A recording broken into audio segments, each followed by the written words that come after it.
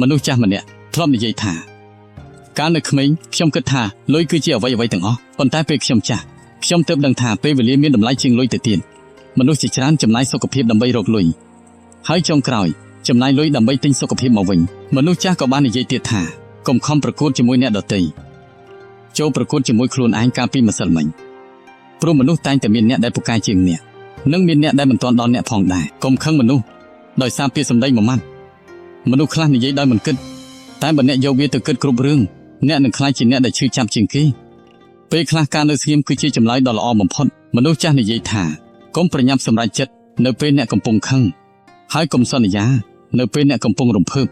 អារម្មណ៍អាចផ្លាស់ប្ដូរបានប៉ុន្តែផលវិបាកអាចនៅជាមួយអ្នកអស់រយៈពេលយូរកុំមើលស្រាលមនុស្សណាម្នាក់